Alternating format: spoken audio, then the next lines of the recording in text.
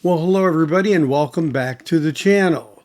Before I get started, I wanted to thank everybody for their being part of the channel and subscribing because we reached 5,000 subscribers last week and I'm very appreciative for all the support. That kind of support helps me do things like going to AXPONA in Chicago this past weekend. They had a really cool t-shirt there, and I'm a sucker for cool t-shirts, so I bought this one. And I've got some follow-up thoughts on what I saw and what really impressed me, as well as what I might be thinking to do next year now that I've got year number 1 under my belt. That's coming up next on the Safe and Sound Texas Audio Excursion. Welcome to the Audio Excursion. I'm grateful for everyone who watches my videos and also participates as a subscriber.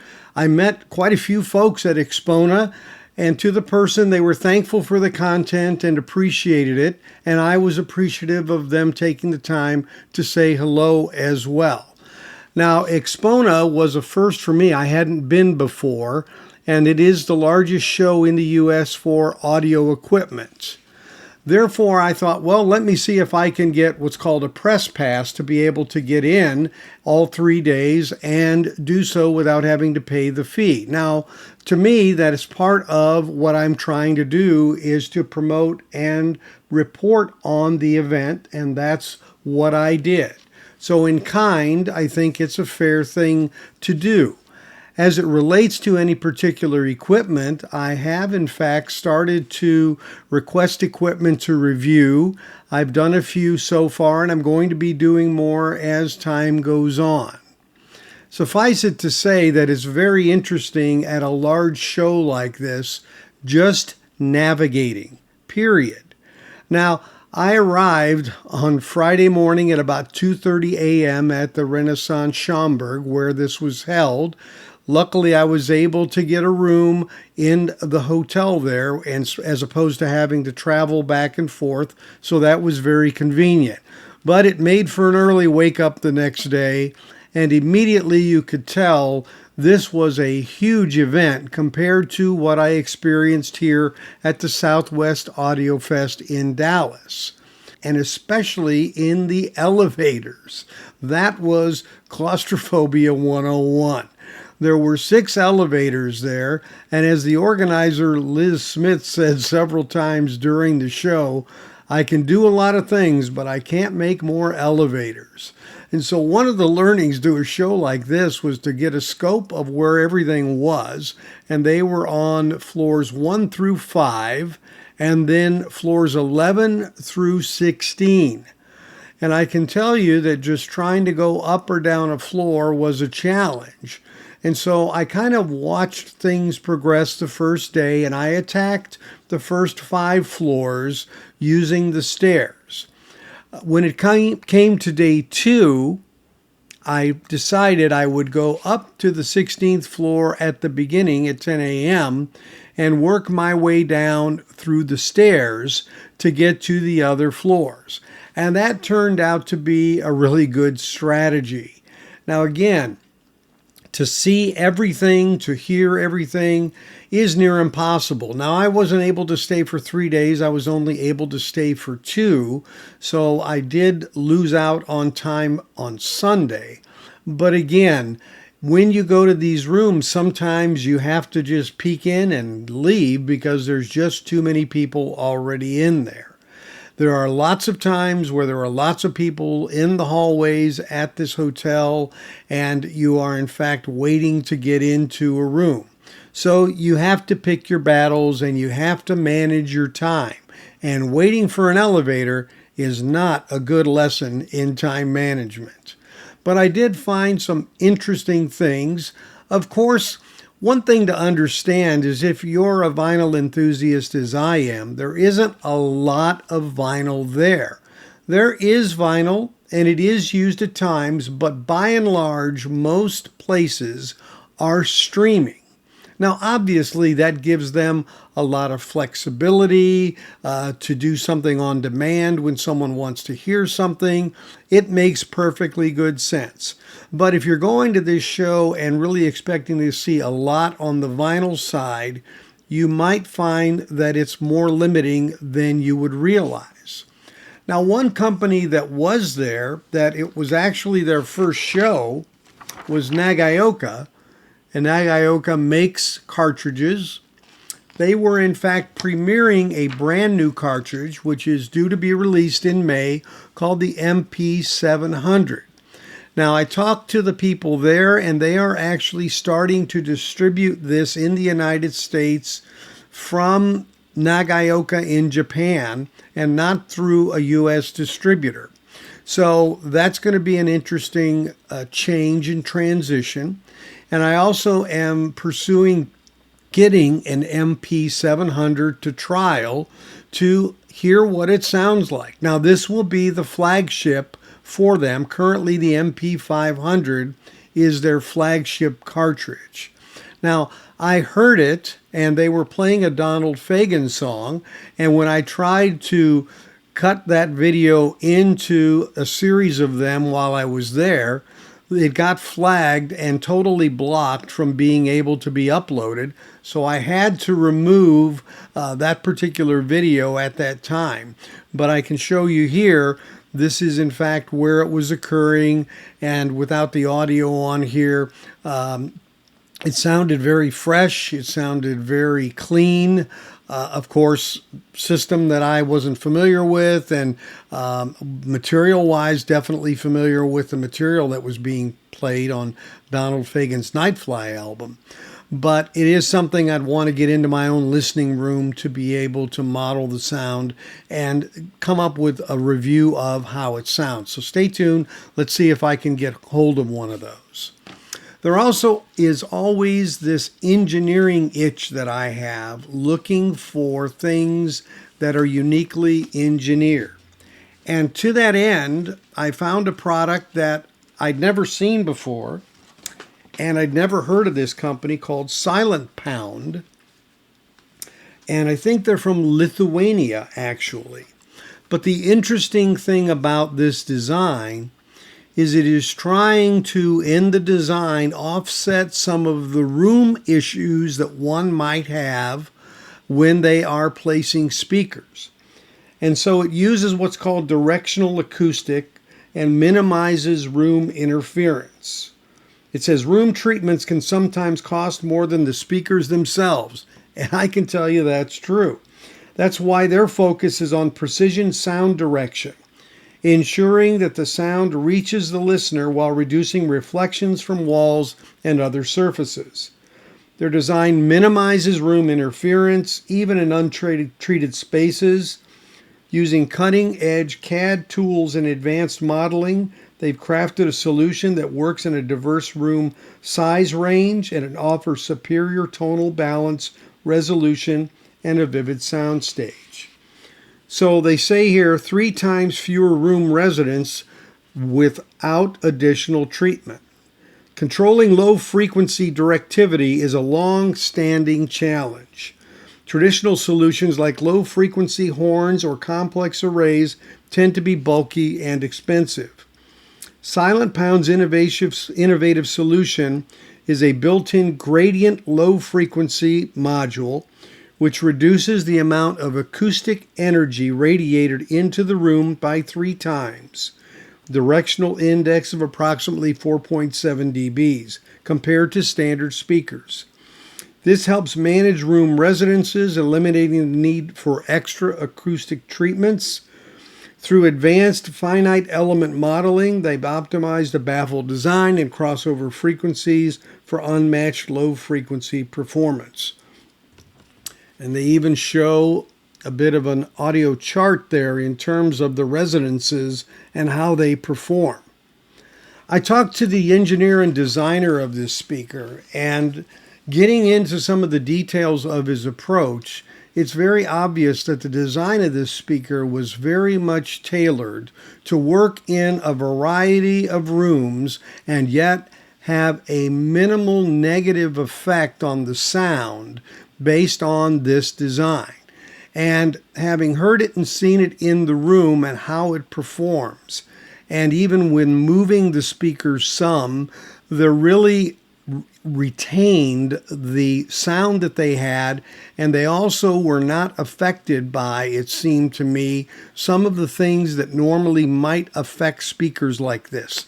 A lot of the rooms had treatments in them. They had either wood treatments in them, or they had these large bass baffles in the back. There were a lot of those things going on. These speakers definitely had a very, I'll say neutral, but not that they didn't sound like they had any spirit to them. They did. But they didn't seem to be fighting the room, I guess I'm going to say. And that is something you notice in some of these rooms with some of these speakers. They're, bigger systems, smaller rooms, and people in there, and chairs with metal legs. And, there are some resonance issues that occur, which did not seem to be very profound when it came to this Silent Pound product. Now, I believe this product is around $36,000 for the pair, so it's definitely out of my price range and not anything I'm looking for. But you come to understand $36,000 for a set of speakers when you go to a show like this is relatively inexpensive, because you're seeing speakers that are $100,000 and more. So I just mentioned this because I think it was a very interesting and different approach to speaker design, and I'm always interested in people who are trying to break barriers and improve things through engineering. Now, speaking of changes in engineering, one of the things I did notice is there are more speakers that are amplified within themselves and have capabilities to be connected to various sources. And it came in various shapes and sizes, from smaller units all the way up to really large, expensive ones like Focal and Lin. These were systems that were in the 100,000 plus range. Now, the irony of it is, what it can do for you, of course, is minimize the amount of other equipment you use. And the speakers that you and I normally use that are driven by other amplifiers are now called passive, right? That's the big word. You ask, are they active or are they passive? So starting to see a bit of a trend in the industry for there to be more of this. Obviously, it saves space. You also have the ability to do better potential matching between the circuitry and the speaker capability.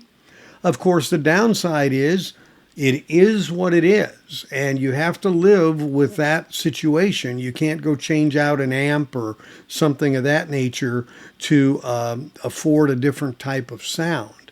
So it has its pluses and it has its minuses. Now, the Lin 360 system that's out, it will provide over time changes to the electronics and some of the speaker enclosure speakers within the product, as they did over time with their previous series. So there's a lot going on in this space. But again, we're talking extremely expensive speakers. And because of that, they get to where you realize, these are things that aren't for the average person. So there are some rooms that were provided that had systems that were $10,000 or less for the system, which in relative terms is fairly cheap compared to a lot of these rooms that had individual pieces that were into six figures on their own. And there's a lot of people that look at those things and wonder, how do you buy that? Well, there's people out there buying it, but it isn't you and I'm sure, for the most part. But at the same time, it shows you where technology can go.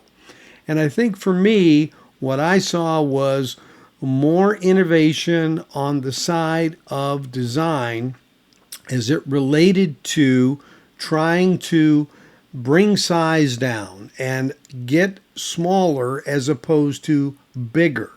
Now, when you get some of these electric statics, you get the Magnapans. Those are bigger speakers, but they're narrower, but they have a very certain space that they're trying to fill.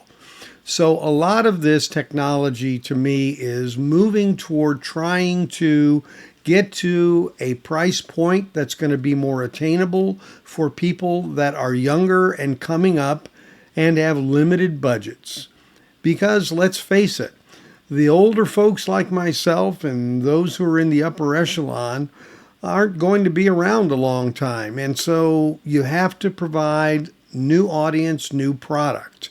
And that, I think, is where the industry is going, albeit the fact that there are companies who retain and maintain this upper end focus, and they have a seat at the table for those who are into that, and they are in fact breaking new barriers even in that, where they are bringing all of the electronics together so that you have a one-size-fits-all, or all-in-one, as I would call it, as they did for PCs, system that is able to deliver the goods, including even DACs and digital streamers built within the speaker system.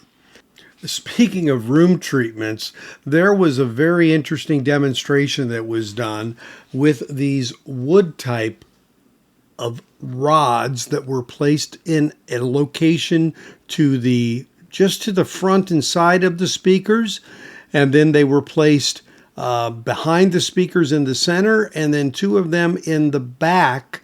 And what they did was they played the same track over and over, and it was a Carpenter song, and they evolved the song as they were starting it over. They would take some of these covers that they had on these systems, these acoustic Grove systems, and they would let you listen to the difference. Every time they took one off, you got a little more definition of a voice, or a little more openness to the sound, or a little more depth to it based on where they were located. So it was a very good demonstration of how things in the room can in fact affect the sound, and when it's designed to do it in a way that augments the sound, you do get an enhancement above and beyond what you're used to. And I found this demonstration very useful because it incrementally showed you that there were differences, playing the same thing, playing something familiar over and over as the treatments were uncovered. And I found that that was very interesting and proved the point that these things really can have an effect. One of my last visits on day 2 was to spend some time in the Mofi mastering room, the room where the mastering engineers were. Rob Laverde and Sean R. Britton were there to represent Mofi. And they had a series of talks and wide open discussions and Q&As related to their process, related to titles that they have done, and some really interesting stories, some of which I'll hopefully get to on some live broadcasts. But I was able to get a preview listen to Dreamboat Annie by heart. Now that's scheduled to come out, I believe, in the next month or two, and I definitely have pre-ordered that because that's one of my favorite albums, and in my opinion, a great sonic example of rock.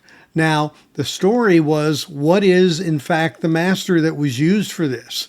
Now, this was originally recorded on an independent label called Mushroom, and then that, through acquisition, ended up now at Universal. And so they were unable to find the actual master tape,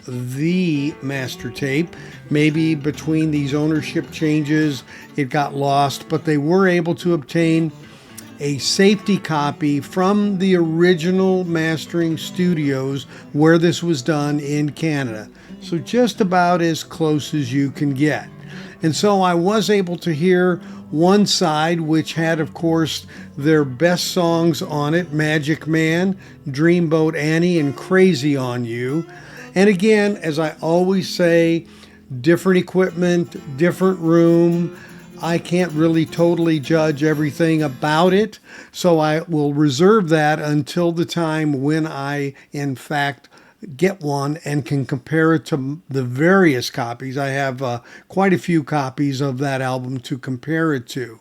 But it definitely sounded clean and crisp, and I look forward to that review, and it was great to get a sneak peek to listen to it and to listen to the stories these mastering engineers have to tell.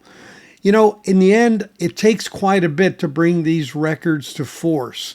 As a matter of fact, Rob DeVerde shared a story about bringing the Yes album to Mobile Fidelity and the issues he had trying to remaster it from Dolby because there were no test tones and there were no notes or anything on how to calibrate it to Dolby. So these things take time to get right. Now, the more you have, the more information, the more solid it is, the less you have to fiddle with things. But in the case of the Yes album, when all those things were absent, it took some pretty creative work for them to be able to bring that product to the market. And it is the reason it was delayed. So sometimes there's more going on in the background than we even know that needs to be reconciled. So it really gave me an appreciation for some of the hoops they have to go through, some of the stumbling blocks, and some of the processes that they have to get just right in order to bring the sound to our homes. So I hope you enjoyed this overview of AXPONA. It was a great time. I hope to go next year as well. Again, it's something that I would tell you, bring your walking shoes for and go all 3 days and take your time. If you want to go to this, there was a great fair selling records, selling equipment there. So a lot of people to meet, a lot of things to see. There were concerts at night. Patricia Barber was there and gave an excellent concert. There was a jazz quartet on the first night. So this is all part of your admission to go there. And it is quite an experience. Even if you only go once, I think the experience will be something you cherish. So thanks for watching as always. If you haven't subscribed, please consider doing so by clicking on the bell below. A like or thumbs up is appreciated, as are your comments. So until we catch you next time, thanks for joining me today on the Safe and Sound Texas Audio Excursion. Take care, everybody.